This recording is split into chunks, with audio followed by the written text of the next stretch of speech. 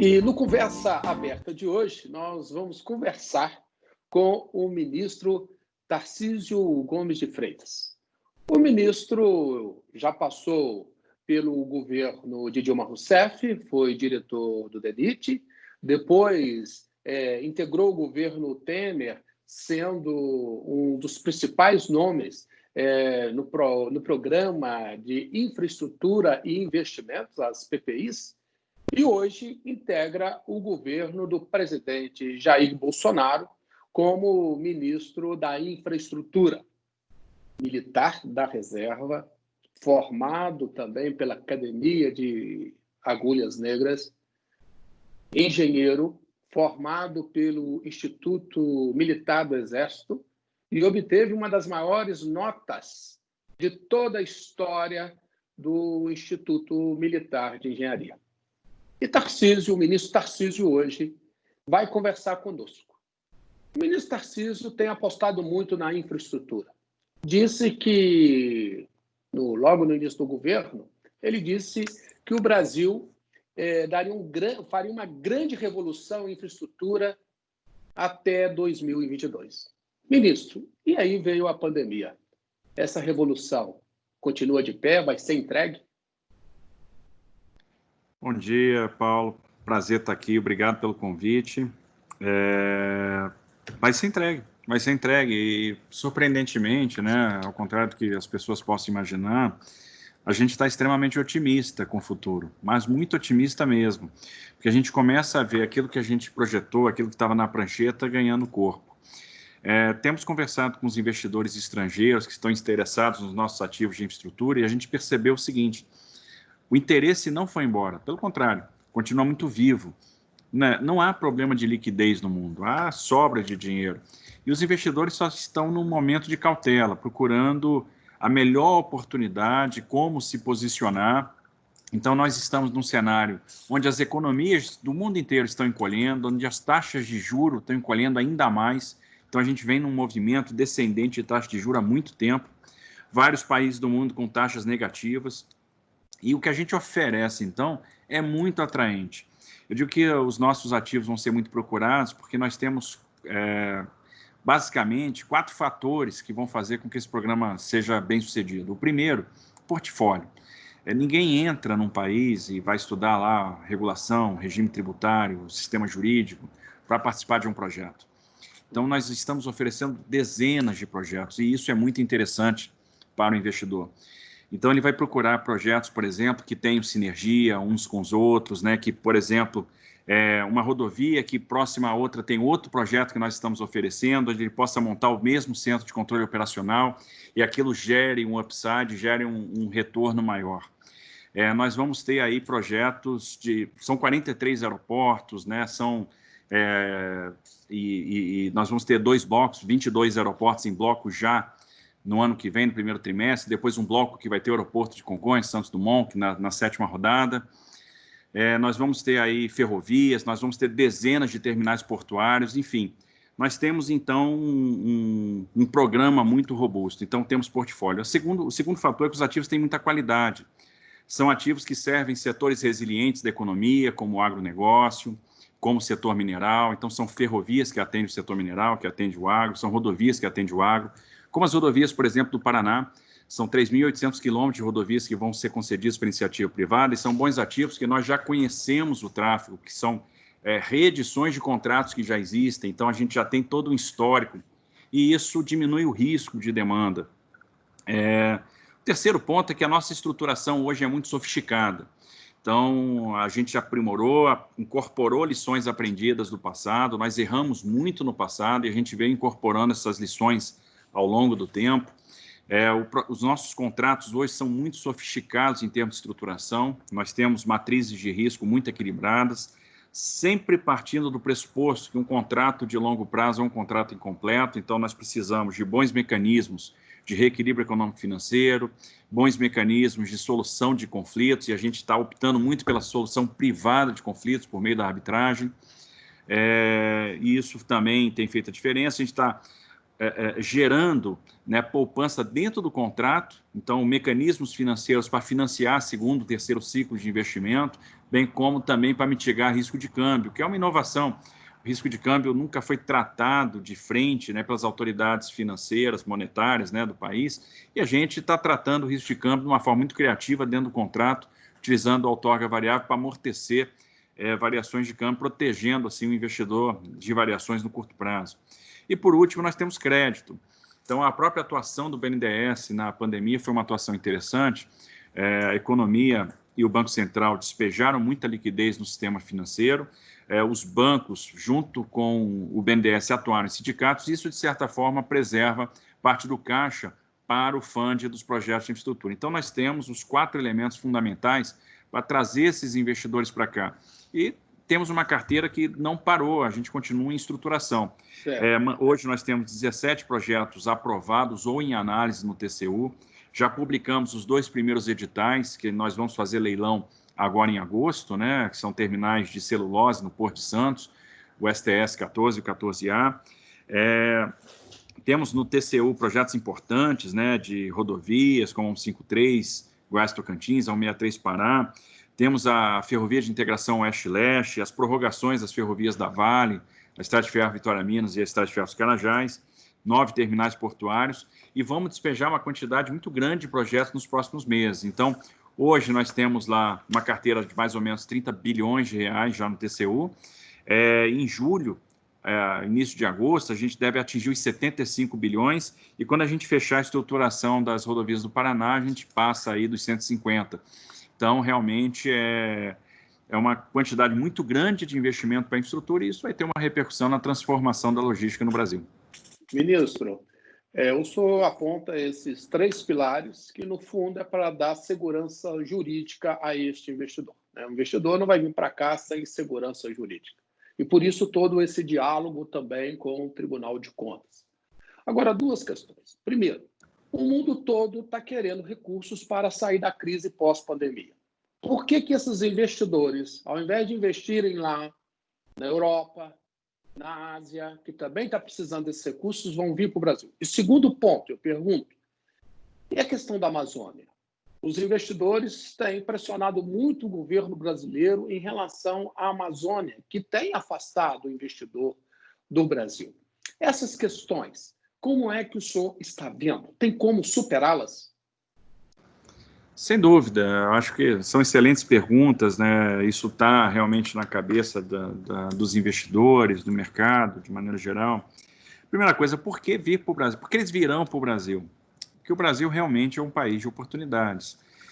O Brasil é um país gigantesco, mas se a gente pegar e colocar num gráfico, né, num diagrama, os países que têm população acima de 150 ou 200 milhões de habitantes, os países que têm PIB acima de $1 trilhão e os países que têm dimensão continental, ou seja, acima de 5 milhões de quilômetros quadrados, na interseção restarão apenas 3 países: China, Estados Unidos e Brasil. Então, o Brasil é um país enorme, é um país continental, tem mercado consumidor, é um país que tem potencialidades a serem exploradas. Por exemplo, o setor de aviação, que está sofrendo com a pandemia. Mas antes da pandemia, o brasileiro voava pouco. O brasileiro, nós tínhamos 140 milhões de passageiros ano. Nós podemos chegar facilmente e rapidamente a 210 milhões de passageiros ano. Nós atendemos... Mesmo com a mudança de hábito do consumidor, que depois da pandemia... Por exemplo, essa reunião aqui vai precisar ir a São Paulo, Rio de Janeiro. O consumidor vai ficar muito em casa depois da pandemia, não? Vai, mas nada vai mudar assim, o contato pessoal, o olho no olho, né? As palestras e os eventos, os seminários para muita gente, isso não vai deixar de acontecer, né? As reuniões presenciais, as viagens de turismo, de lazer, de negócios. O desafio agora é mudar a experiência do passageiro, né? Fazer com que o passageiro se sinta seguro, né? E, obviamente, isso vai caminhar junto com o desenvolvimento de vacina. Então, é inevitável o crescimento, a recuperação do setor, ela pode ser em mais ou menos tempo. Mas os projetos que nós estamos trabalhando, a gente está sempre raciocinando com horizonte de 30 anos, 40 anos. Então, primeiro, o Brasil é um país muito grande. Segundo, os projetos são muito bons. Quem é que vai ficar de fora de um leilão, por exemplo, de Nova Dutra, né, de Rio-São Paulo? Quem é que vai ficar de fora de uma licitação de desestatização do Porto de Santos, que é o maior porto do Hemisfério Sul? Quem é que vai deixar de dar um bid num bloco que vai ter o aeroporto de Congonhas, o aeroporto do Santos Dumont? Quem é que vai deixar de participar de um leilão de ferrovia que atende agro, atende setor mineral, que tem muito potencial aí para ser desenvolvido? Então, nós temos realmente tudo, a estruturação está muito sofisticada, protegendo vários riscos, o risco de meio ambiente, o risco de câmbio.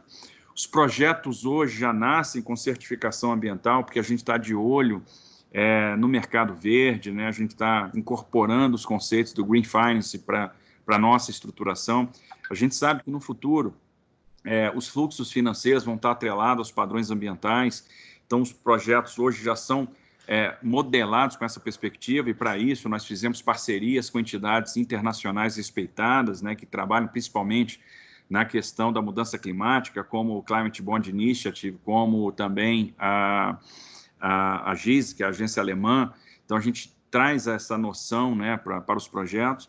E com relação à Amazônia, eu acho que a gente tem que melhorar a nossa comunicação. Nós não podemos aceitar aquilo que estão nos impondo em termos de narrativa. O Brasil não é só uma potência do agro, é uma potência ambiental. É o único país do mundo que tem mais de 60% de matas nativas preservadas. Em se tratando de Amazônia, 84%.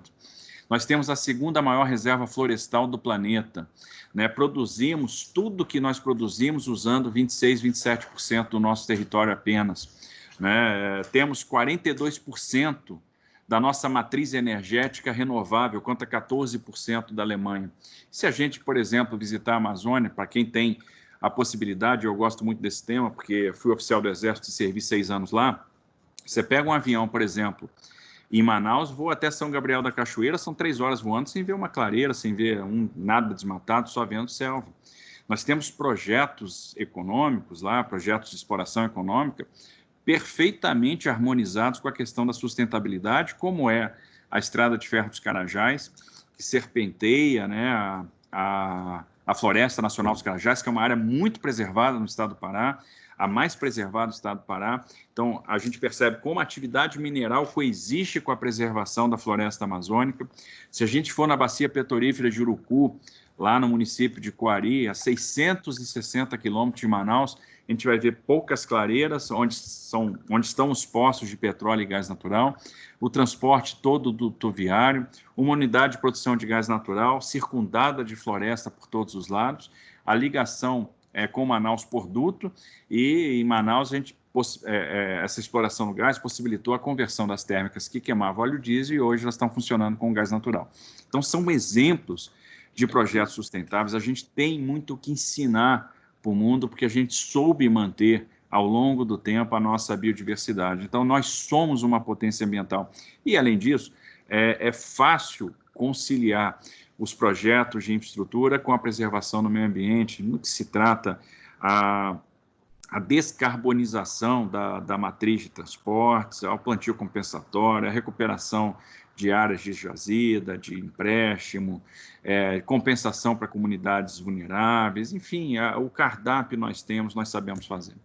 Ministro, mas o senhor acha mesmo, com toda essa pressão, recentemente, instituições financeiras do mundo inteiro, né, pressionando o Brasil em relação à questão ambiental, hoje o acordo do Mercosul, todo o barulho que está sendo feito na União Europeia, inclusive, para suspender esse acordo em função da Amazônia, o senhor acha que a questão mesmo é só de falta de comunicação? Seguramente, porque nós temos dados para mostrar. Observe que o próprio governo instituiu o Conselho da Amazônia, onde o vice-presidente da República preside o Conselho. Ações concretas vão ser feitas para dar demonstração do nosso compromisso com a preservação do meio ambiente, o compromisso que o Brasil tem com o legado, com as gerações futuras. E a gente sabe que o que está por trás desse barulho todo são interesses, no final das contas, comerciais. todo o barulho que se tem em torno do acordo do Mercosul tem a ver com a preservação de mercados, principalmente para franceses, para irlandeses, né, que vão sofrer a competição do nosso agro, né, e a gente vai chegar lá mais competitivo. Então, no final das contas, o que está em pauta é o interesse comercial, isso é sabido, né, e no que diz respeito aos nossos ativos de infraestrutura, que vão, obviamente, nos tornar mais competitivos ainda, sem medo de errar, nós não vamos deixar de ter players aqui, ter investidores em função disso. Nós temos feito reuniões constantes com os fundos de investimento, houve semanas de eu conversar com mais de 100 fundos de investimento estrangeiros e todos interessadíssimos nos ativos, porque o que nós estamos oferecendo, com ativos que têm demanda e que conseguem oferecer taxas de retorno na ordem de 9, 10, 11, 12% ao ano real, não existe em lugar nenhum do planeta. Então, para quem está buscando uma opção de investimento num cenário de juro negativo, o local é aqui. Ministro, o senhor coloca, né, da forma como o senhor coloca, todo o seu trabalho técnico, o senhor é um técnico, antes de tudo, né, sempre cuidou bem dessa questão. O que se coloca hoje, inclusive, é o ambiente político, como um dos possíveis obstáculos, né? Da maneira como o senhor coloca, dá para ver que, dependendo da infraestrutura, o Brasil chega muito bem em 2022. Esses dias, fazendo uma palestra ou numa entrevista, o senhor chegou a dizer o seguinte: o que nós precisamos é de paz política. Você tem visto aí, infelizmente, um confronto com o Supremo Tribunal Federal, o Palácio Planalto, também envolvendo o Legislativo. O ambiente político deu uma amenizada, mas ainda continua muito tenso. Quando o senhor fala nessa paz política, que também todo mundo presume é importante para os investimentos, o que o senhor está dizendo? Olha, eu acho que a gente realmente precisa de um cenário de estabilidade, porque isso é importante para a atração do investimento e, sobretudo, é importante para a aprovação de reformas que são estruturais. A gente tem que aproveitar a crise para construir um legado, e o legado são as reformas que devem vir e que vão realmente transformar o ambiente de negócio. Nós temos uma agenda, existe uma pauta que está indo para o Congresso, ou alguma coisa até que já está no Congresso, existe uma vontade dos parlamentares de ajudar, eles querem abraçar uma agenda, porque eles querem dar sua contribuição para a reconstrução do Brasil. Existe um alinhamento dos presidentes da casa com esse tema, ou seja, nós temos 2 presidentes de casas no Congresso que têm um perfil mais pro-business, e a gente tem que aproveitar, então, esse momento para passar reformas que são importantes, que são transformadoras, e esse vai ser o grande legado. Por conta disso, a gente formulou o Pro-Brasil, está formulando, né? A gente deve apresentar em breve, mas o Pro-Brasil vai ter uma vertente que é a mais importante, que é a vertente ordem, que é a vertente da transformação, é a vertente do legado.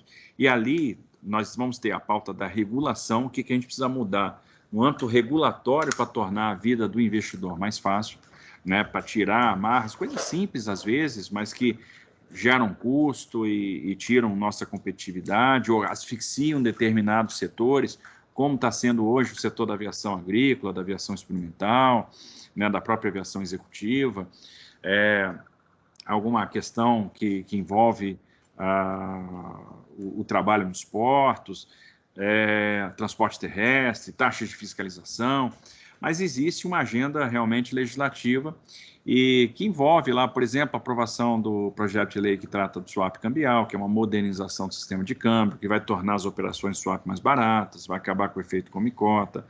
É o PL de debêntures, que vai criar uma nova série de debêntures com incentivo para o investidor institucional, permitindo a emissão em moeda estrangeira no país de origem, sem withholding tax no retorno do capital. É o projeto de lei de licenciamento ambiental para tornar o licenciamento mais técnico, mais focado em prognóstico e menos em diagnóstico, né, com a licença por adesão e compromisso para obras de baixo impacto, né, que sejam então, portanto, mais simples.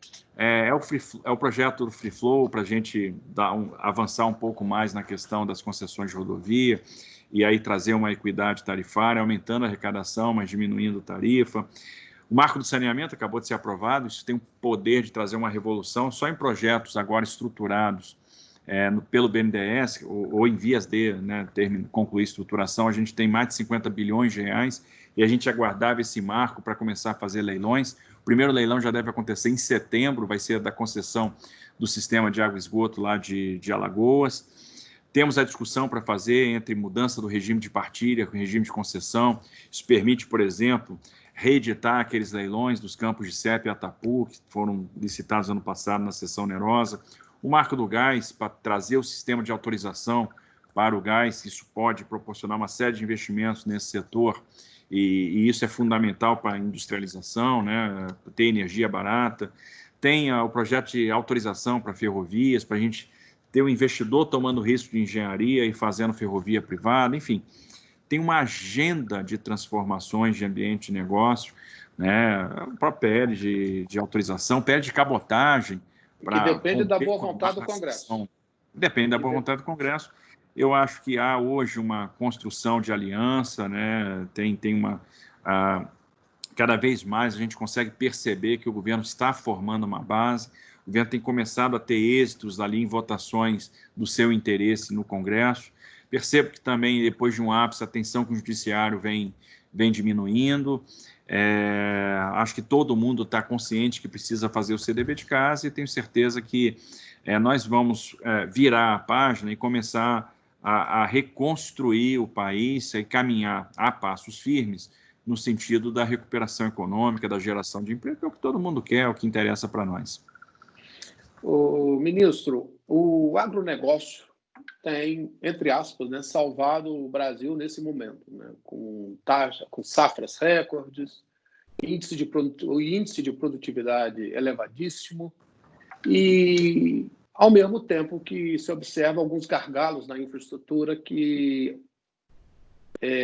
como espécie de freio de mão do setor do agronegócio. Por exemplo, um produtor chega-se a dizer aqui no Brasil, né, estudos apontam que um produtor no Brasil ele tem 4 vezes o custo de logística que um produtor nos Estados Unidos.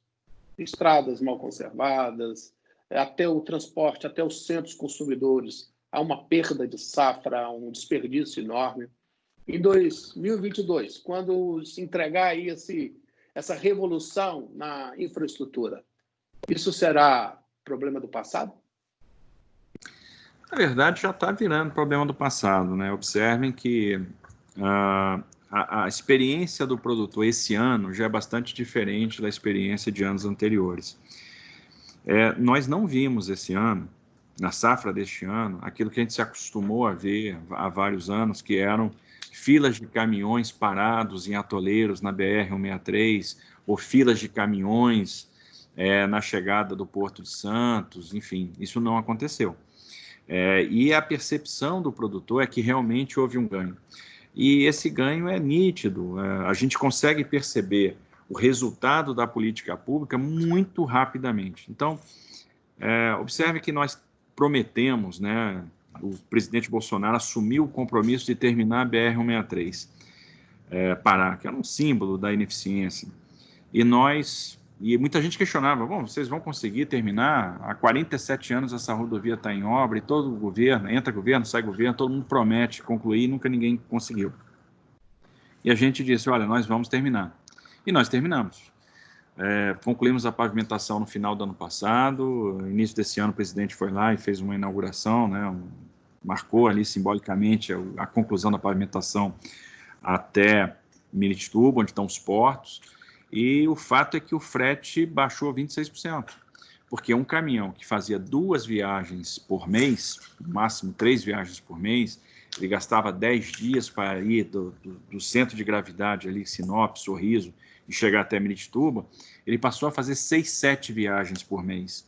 Então a gente começou a rodar com muito mais eficiência, os portos tiveram que reprogramar, se adaptar a essa velocidade de chegada dos caminhões, todo dia desembarcando 1.500, 1.800, 2.000 carretas, né, bitrem, Então, nós aumentamos muito a eficiência naquela região e isso, obviamente, teve uma repercussão grande no frete.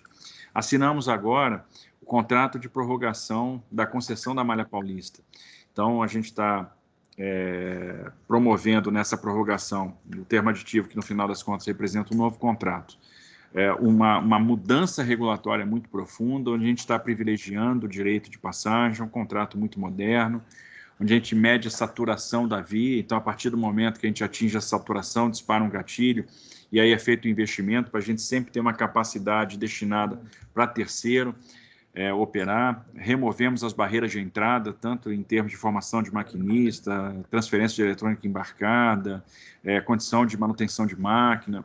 Estamos duplicando o trecho de Tirapina para Santos, fazendo vários contornos ferroviários, enfim, são 6 bi de investimento em 5 anos, que vão proporcionar, e com investimentos em 4 municípios do estado de São Paulo, que vão possibilitar a duplicação da capacidade da ferrovia em 5 anos. Então, a gente sai de 35 milhões de toneladas para 75 milhões de toneladas. O que esse concessionário, que teve a sua capacidade ampliada, vai fazer? Ele vai capturar a carga no mercado, e isso vai ter uma repercussão no frete. A gente projeta que essa repercussão vai chegar aí na ordem de 25% de redução.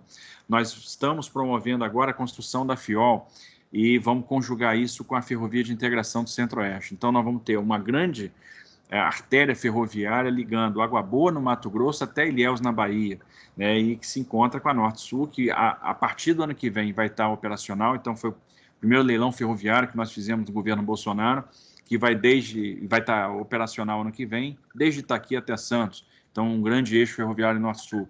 Significa que os produtores do agro, do Centro-Oeste, do Mato Piba, terão 3 acessos a portos por ferrovia diferentes. E essa disponibilização de oferta representa, no final das contas, diminuição de frete. A gente aplicou esse ano, de janeiro a junho, 3,6 bi em obras, né? Fizemos aí 32 entregas parciais. Então, nós conseguimos, nesse período de pandemia, entregar 112 quilômetros de novas duplicações, aí com destaque para duplicações na 381 Minas, na 116 Rio Grande do Sul, na 101 Nordeste, na 101 em Sergipe, na 101 na Bahia, várias obras de restauração. A gente restaurou 110 quilômetros de rodovia. Olha, foram 112 de duplicação, 88 de novas pavimentações, rodovias que não eram pavimentadas e que foram pavimentadas, e mais 110 de restaurações. Então, a gente trabalhou aí mais de 300 quilômetros, né, em recuperação, ou construção, ou duplicação de rodovias. Isso é muito significativo, principalmente num período desse, né? Então, não paramos absolutamente obra nenhuma, estamos aí trabalhando a pleno vapor, né, correndo contra o tempo, para melhorar a provisão da infraestrutura e realmente atingir aqueles efeitos esperados, e um deles realmente é a de redução do frete.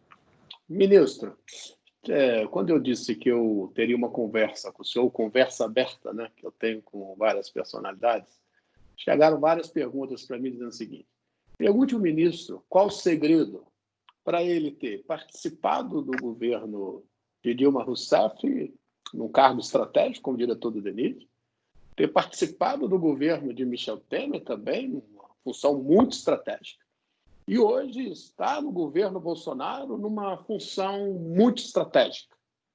Ou seja, em todos os 3 governos, o senhor tem os seus admiradores, como um ministro técnico. Qual o segredo? Acho que o segredo é justamente esse, né? Ser técnico, né? E a gente sempre fez questão de colocar isso. Vez por outra aparece uma ilação, vai entrar na política, vai ser candidato, vai se filiar a partido. De forma nenhuma, não há esse interesse. Ser técnico é uma coisa que garante muita independência, muita autonomia para fazer o que tem que ser feito. Eu tive um privilégio grande que me foi dado pelo presidente Bolsonaro. O presidente foi muito corajoso ao romper com uma velha prática, né, e não entregar ministérios para partidos, né, privilegiar realmente a condução técnica. Eu tive a oportunidade aqui de montar um time técnico. Eu tenho um craque, um camisa 10 em cada uma das secretarias finalísticas, Então, eu tenho pessoas que entendem profundamente as suas áreas, que dão soluções para problemas que são complexos, que resolvem, descascam abacaxis que são grandes ou que fazem partos de porco-espinho. Então, tenho várias parteiras de porco-espinho aqui. Então, é uma turma muito boa, né? Uma turma excepcional, a quem eu devo o resultado, né, do Ministério da Infraestrutura. São esses secretários, diretores, coordenadores, técnicos em todos os níveis, né, nas unidades vinculadas, nas agências reguladoras, que estão extremamente motivados, têm se doado muito, né, têm doado tempo, feito sacrifício pessoal para entregar resultados, e a gente comemora, celebra cada resultado alcançado. Então, e eu devo isso realmente ao presidente Bolsonaro, que permitiu que a gente fizesse esse arranjo técnico. E é bom, e esse talvez seja o grande legado da nossa passagem por aqui, é ter um ministério com essa configuração, que é uma coisa inédita, e isso faz toda a diferença. Eles têm nos proporcionado realmente atingir resultados, criar, né, dar soluções que são extremamente criativas, são extremamente ousadas de todos os pontos de vista, do ponto de vista técnico, do ponto de vista jurídico. A gente tem inovado muito para conseguir levar a política pública e enfrentar esse gap aí de infraestrutura. Nós vamos jogar 40 bilhões de reais em ferrovias sem R$1 de OGU, de Orçamento Geral da União, assim, só com investimento privado, usando outorgas, aplicando outorga em construção de novos trechos. Isso é criatividade pura. Então, eu tenho um time aqui muito criativo, muito engajado, e o presidente Bolsonaro foi corajoso e essa aposta dá certo. E eu acho que é esse a grande lição que fica. Apostar na tecnicidade dá certo. Então, como o senhor coloca, quer dizer, o senhor tem o conforto de trabalhar com pessoas competentes, técnicos. É agora que o Centrão está apoiando o governo. Fala-se muito, né, que o Centrão quer cargos, está lá o Ministério da Educação.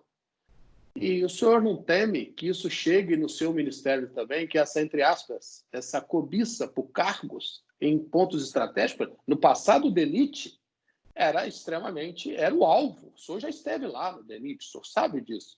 Então, o senhor acha que esse risco o Ministério da Infraestrutura hoje não corre? Olha só, o governo tem atuado com muito critério para a nomeação de pessoas, né, no que diz respeito à qualificação, à verificação da vida pregressa, do currículo, da habilitação. Aqui no Ministério, a gente tomou algumas medidas bastante inovadoras. Nós criamos aqui uma subsecretaria de governança e integridade. Essa subsecretaria tem uma série de papéis, ela estruturou aqui um radar anticorrupção, e observe, essa subsecretaria orgânica, está na estrutura do Ministério, é a primeira vez que isso acontece. Então, nós temos um organismo focado na gestão de riscos, focado no combate à corrupção, que não é um comitê instituído por uma portaria, não, faz parte da estrutura, está no decreto, tem atribuições estabelecidas pelo decreto, e algumas atribuições até bastante inovadoras, né, no que diz respeito ao combate à corrupção, à lavagem de dinheiro, etc. Nós mobiliamos essa subsecretaria com 2 delegados de Polícia Federal, então tem a delegada Fernanda que chefia, tem o delegado Júlio. A Polícia Federal está dentro do seu ministério? Está dentro do meu ministério. Nós temos aqui também auditores da CGU, nós temos peritos criminais federais, então eu contei com esse apoio da Polícia Federal, do Ministério da Justiça, que eu agradeço aí já ao ministro André. Essa subsecretaria, ela faz a supervisão de todas as vinculadas, ela estabeleceu um canal rápido, seguro de denúncia. Nós encaminhamos para a Polícia Federal, ano passado, 43 queixas-crime, né, com suspeitas de ilícitos, né, para apuração, outra quantidade de denúncias para o Tribunal de Contas, para a CGU. A subsecretaria também atua na seleção de dirigentes. Então, hoje, para ser dirigente no Ministério da Infraestrutura, primeiro, o candidato tem que passar por um processo seletivo. Nós instituímos os processos seletivos por portaria, então todo mundo passa por processo seletivo e depois passa pelo crivo da subsecretaria, que analisa também a vida pregressa da pessoa, vê se ela não tem processo, se ela não se envolveu em problemas no passado, se ela não responde ao processo administrativo disciplinar, para que a gente tenha conforto de nomear determinada pessoa para determinado cargo. Então, a gente faz uma avaliação técnica no processo seletivo, verifica a aderência da experiência do profissional com aquela função. Hoje, na maioria dos postos, na maioria absoluta dos postos, você tem profissionais de carreira, e quem não é da carreira pública tem história privada na área de atuação. E é por isso que nós conseguimos melhorar a performance em todas as áreas. Observe os portos, por exemplo, que sempre foram problemas no passado. Hoje nós temos uma gestão extremamente profissional e temos quebrado recorde atrás de recorde de movimentação. Nós recebemos aqui o Ministério com 8 portos, com 8 companhias portuárias dando prejuízo. Hoje nós temos uma companhia que já foi liquidada e as outras 7 viraram a chave e estão dando resultado positivo. Alguns portos, nós tivemos o primeiro quadrimestre com recorde, mesmo com a pandemia. Obviamente impulsionado pelo setor mineral, pelo setor do agro, mas enfim, nós promovemos aí, vou citar Santos, uma redução de despesa da ordem de 31%, um aumento de receita da ordem de 14%. Então, um porto que estava virando com prejuízo até 2018 passou a operar com lucro desde o ano passado. Então, 19 foi um ano de lucro, 20 vai ser um ano de lucro.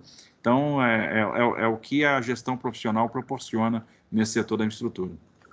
Ministro, o Brasil esse ano vai ter uma queda, como todo mundo, uma queda, e nossa queda aqui vai ser recorde, maior que a média de alguns outros países, inclusive na América Latina. Dos 3 setores estratégicos, portos, aeroportos e ferrovias, qual o senhor acredita que vai recuperar primeiro? Olha, nós não tivemos queda é interessante isso, porque nós não tivemos queda no setor portuário, nós tivemos aumento de movimentação. E o setor ferroviário também está experimentando já aumento de movimentação. O setor aéreo realmente é o que sofreu mais com a pandemia em função da questão comportamental. O passageiro não quer viajar, ele vê ali aquela experiência com realmente um momento de muito risco de se contaminar, né, etc. Então, nós temos trabalhado muito a questão da construção de protocolos para tornar a viagem segura. E o que a gente deve observar nos próximos meses é uma retomada gradual do movimento no setor aéreo. As estimativas, né, das associações que mexem com o setor aéreo nos mostram, né, que o setor deve recuperar os patamares pré-crise em 2024. Né? Então, nós tínhamos algumas estimativas falando em 2023. A IATA só em 2024.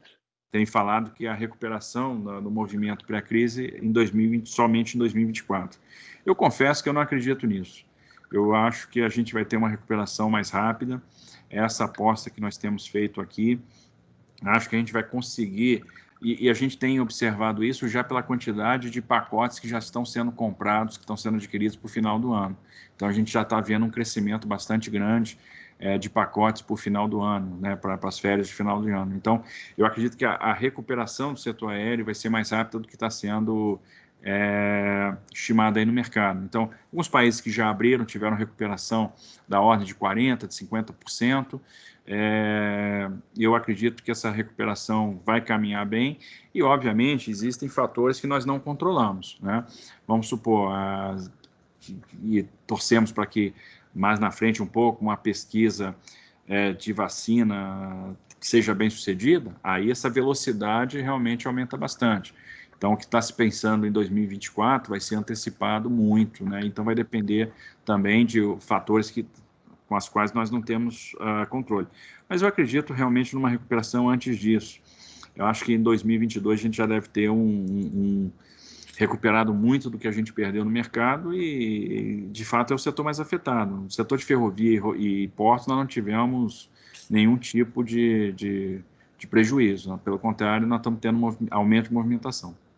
Ministro, quando nós falamos em aeroportos, nessas concessões, evidentemente que quando você faz contratos por décadas, leva-se em conta o fluxo de passageiro, uma demanda, uma pequena variação no fluxo, mas o fluxo caiu muito, né? E essa retomada, como o senhor disse, no setor aéreo vai ser mais lenta. O governo está reequilibrando financeiramente esses contratos para permitir a sobrevivência dessas concessionárias? E ainda uma outra pergunta. O aeroporto de Viracopos, de Natal, por exemplo, que já era um problema antes da pandemia, esse tem solução? Tem solução. Observe que nós vamos promover o reequilíbrio econômico-financeiro dos contratos, a gente já... há uma clareza muito grande que a pandemia é uma questão de caso fortuito, força maior, né? Tá dentro da área extraordinária, a gente não tinha, isso fugia à previsão de qualquer operador, independe, os efeitos independem, né, da ação que qualquer operador pudesse ter. Um dos primeiros setores que nós tivemos carinho aí, cuidado, quando do início da pandemia ainda, foi o setor de aviação. Observe que uma das primeiras medidas provisórias editadas pelo governo foi justamente olhando esse setor. Foi uma medida que fez o diferimento de tarifas aeroportuárias para empresas de aviação, diferimento no pagamento de restituição de passagens no caso de cancelamento, ou seja, era uma medida que preservava fluxo de caixa das companhias de aviação, mas também promoveu o diferimento do pagamento de outorgas aeroportuárias. A gente jogou esse pagamento para o final do ano, justamente que a gente tivesse tempo para ter um pouco mais de clareza sobre os efeitos da crise. Então, a gente vai observar um pouco mais como é que está se comportando, para ter uma ideia do impacto financeiro, e nós vamos reequilibrar esses contratos. Esses contratos são contratos que demandam, né, pagamento de outorgas, né, para a União, e a gente com certeza vai amortecer esses efeitos na própria outorga, né? A gente deve reequilibrar esses contratos por meio ou diferimento, devemos promover também o diferimento de investimentos, uma vez que a demanda caiu e muitos investimentos estão atrelados à demanda, então a gente difere esses investimentos no tempo e também abate as outorgas que são devidas, né? Então a gente vai reequilibrar por meio da outorga esses contratos e eventualmente até a prorrogação de prazo. Ministro, já estamos caminhando para o fim. Eu vejo todo esse planejamento, né, de um ministério técnico. Como é que o senhor imagina, ministro, que o Brasil esteja no final de 2022, quando encerra o mandato do atual presidente? Eu acho que nós vamos estar felizes. Nós vamos ver um país que enfrentou a maior crise da nossa geração, sem sombra de dúvida, um país que terá passado por um susto grande, mas que vai sobreviver, porque é grande, tem muitos recursos naturais, tem muito potencial a ser explorado. É uma coisa impressionante, mas assim, há um gap de infraestrutura tão grande e os leilões que nós vamos promover vão gerar contratos que vão representar 250 bi de investimento. Com a aprovação do marco do saneamento, a gente vai ter o poder de destravar, em parcerias com a iniciativa privada, concessões de saneamento, de serviço de água, de esgoto, privatizações de companhia, e algo que já é do interesse do investidor estrangeiro. O investidor está olhando com muito cuidado, né, com muita atenção esse setor. A gente vai ter também a capacidade de botar centenas de bilhões de reais de investimentos na rua. O setor mineral tem condição de alavancar também centenas de bilhões de reais de investimento. Um pequeno ajuste, por exemplo, na nossa legislação de cavidade, desencadeia aí de imediato 50, 55 bilhões de reais de investimento das principais mineradoras que atuam no Brasil. O gás barato, né, a autorização no sistema de gás, na exploração do gás, no transporte do gás, a quebra de monopólio da distribuição, tem o poder de alavancar uma série de investimentos. São muitas empresas que têm nos procurado para fazer terminais portuários, onde vão fazer regasificação de GNL para usar em aproveitamentos energéticos, né, para usar em térmicas. Então, a gente vai começar a ver muita energia por meio do gás, e isso vai baixar o preço. Então, o óleo e gás vai continuar sendo importante, então nós fizemos leilões de regime de partilha, vamos continuar fazendo, tem uma programação de leilões. Eu creio muito que a Eletrobras deverá ser a primeira empresa de grande porte a ser privatizada, então além do fluxo de recursos para a União, nós vamos ter a recuperação de capacidade de investimento da Eletrobras, que é fundamental dentro do plano decenal de energia. Então, uma empresa que pode fazer 15, 20 bi de investimento por ano e que hoje só tem capacidade de fazer 2, 3 bilhões, ela vai ter essa capacidade revigorada. Nós teremos os leilões de transmissão também. Então, no final das contas, a gente tem aí uma quantidade muito grande de projetos, de investimentos que podem se materializar no curto prazo, e a gente vai ver isso impulsionando, né, a geração. É óbvio que leva um tempo para esses investimentos se maturar, mas isso já mexe com o humor, isso já mexe com a expectativa, isso já mexe com a intenção de fazer investimentos. Então, no final das contas, o que a gente pode esperar é um país crescendo, com empregos recuperando, com reformas que são estruturais sendo aprovadas, ou seja, um país que vai ter construído as fundações para dar um grande salto para o futuro e se encontrar com a sua vocação, que é ser grande. Então, é isso que a gente pode esperar para 2022.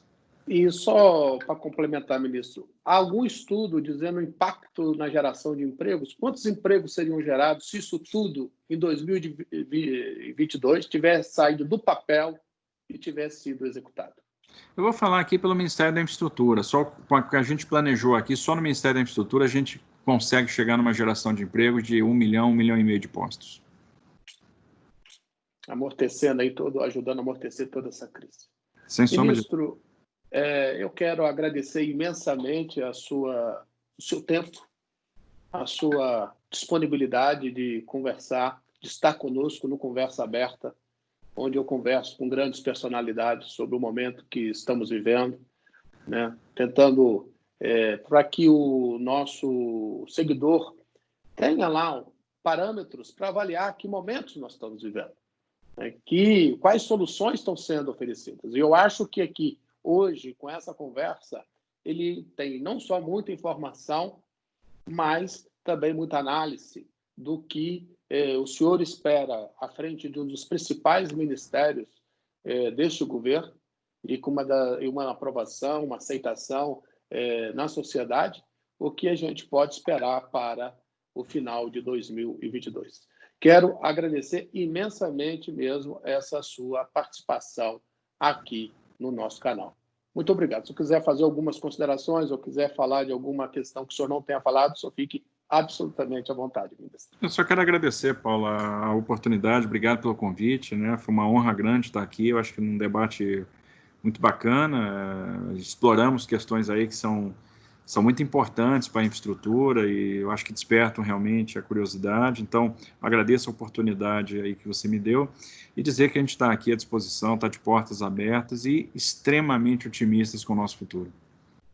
Um grande abraço, ministro. Mais uma vez, grande abraço, até logo. Tchau, tchau.